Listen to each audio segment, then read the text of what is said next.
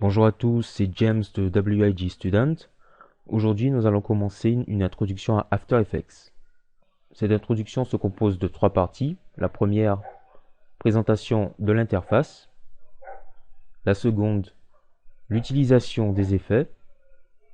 La troisième, la base de l'animation et les images clés.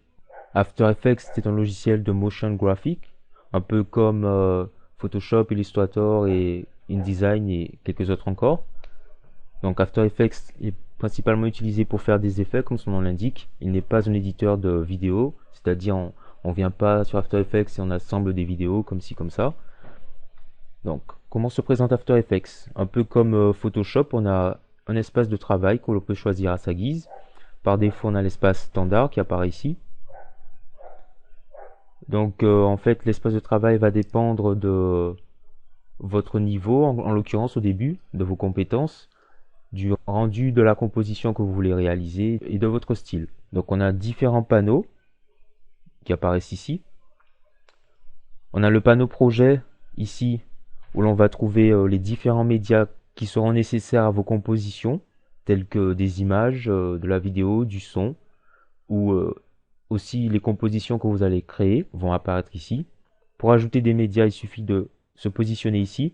Alors pour être sûr d'être positionné dans un panneau, il suffit de regarder le panneau. Vous voyez ici le contour du panneau est lumineux, la couleur est différente. Alors vous double-cliquez ici, une fenêtre va s'ouvrir, voilà, et vous pouvez importer votre vidéo ou votre média. Comme ceci. Ici, je vais faire appel à un background, une image en JPEG. Vous pouvez aussi aller pour importer, aller dans Fichier, Importer ici, comme ceci. CTRL I, il est légèrement différent de Photoshop, même si les raccourcis semblent les mêmes. On a une barre d'outils qui est différente de celle de Photoshop, à part la plume, le texte, la broche, la gomme. Ici on a la main qui va vous permettre, en l'occurrence, de vous déplacer sur votre composition sans rien toucher au calque, sans déplacer aucun calque. C'est l'équivalent de la barre d'espace sur Photoshop. Ici on a la fenêtre métrage, l'onglet métrage, où on va trouver toutes vos compositions, les différents calques. Ici, la fenêtre composition. Là, on va faire un exemple rapide.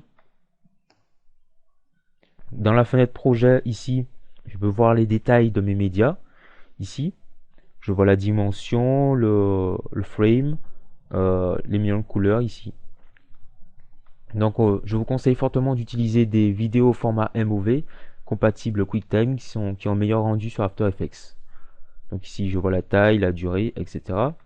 Donc pour créer une nouvelle composition, c'est facile. On va dans Composition, on clique sur Composition, on prend le raccourci CTRL N. Si vous voulez créer une composition avec juste cette vidéo par exemple, il vous suffit de faire un cliquer glisser. Alors je peux faire un cliquer glisser ici sur la composition. Lorsque je vais la créer, elle aura exactement la taille de ma vidéo. Ou faire aussi un cliquer glisser sur la fenêtre composition ou carrément dans cette fenêtre métrage ici. Donc si je le fais, si je lâche, voilà. Alors on peut voir ici que une nouvelle composition a été créée, elle porte le même nom que ma vidéo. Voilà, je peux faire un clic droit renommer, ici pour renommer. Alors ici on voit ma vidéo qui a la même taille, mon métrage, pardon, ma composition qui a la même taille. Ici on voit 720 par 480 et tout. Une fenêtre info, une fenêtre audio, une fenêtre qui contient les effets. Ici la fenêtre qui contient les caractères lorsqu'on veut saisir du texte, ici, les paragraphes et tout. Donc en ce qui concerne les préférences, les options, avant d'utiliser After Effects, pour bien travailler, je vous conseille de régler un peu tout ça. Alors en général, vous ne vous y connaissez pas trop, c'est pas grave. Donc laissez peut-être les paramètres par défaut au début, continuez à lire, etc. Faites des petits essais. Moi je vous conseille rapidement d'aller dans les importations, de regarder dans les importations et tout, dans l'affichage surtout, ainsi que dans la grille de repères, dans le cache, très important, le cache qui va vous permettre d'utiliser moins de mémoire, puisqu'il va sauvegarder Lorsque vous allez faire des compositions, les prévisualisations que vous allez faire rapidement, ça va vous permettre d'avoir un gain de temps. N'oubliez pas à chaque fois de vider votre cache. On a aussi très important la mémoire et le multitraitement. Donc si ça vous permet de gérer la RAM qui va être utilisée par After Effects et par les autres applications. Si par exemple vous faites un tuto, vous faites une vidéo par exemple en utilisant Camtasia Studio, c'est assez important puisque ça va faire ramer ou vous avez des chances de bug la plupart du temps. Donc aussi on a l'aspect ici. Vous avez un aspect plus sobre ici ou plus light. On peut garder celui-ci. Vous validez par OK. Les changements sont automatiquement appliqués.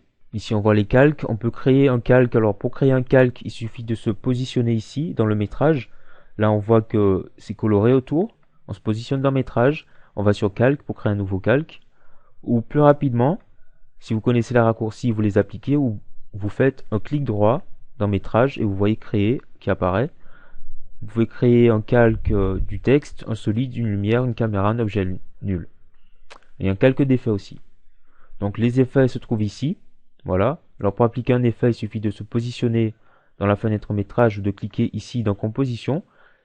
Alors on voit les bordures de notre vidéo ici. Quand vous cliquez sur un objet, pour être sûr qu'il est sélectionné, ici vous avez les contours qui apparaissent d'une couleur bien précise. Vous pouvez changer cette couleur dans les options, dans les préférences qu'on a vues précédemment. Pour appliquer les effets, on a tout un panel d'effets ici. Voilà. Donc on retrouve des effets qu'on peut acheter sur le web ou télécharger aussi. Ici, la barre de recherche d'effets pour ceux qui auront plus l'habitude, voilà, qui va vous permettre, par exemple, si je veux un effet couleur, je tape color, voilà, et je cherche. Pour ceux qui connaissent déjà les effets et tout, dans la fenêtre ici, on peut faire apparaître les différents panneaux qui apparaissent, voilà. Donc on a le panneau standard. Je vous conseille fortement de personnaliser votre panneau ou de le laisser tel quel si vous n'en avez pas vraiment besoin. Dans la prochaine vidéo, vous allez voir comment travailler avec les effets. Donc on se revoit dans le prochain tuto intro numéro 2. Peace out.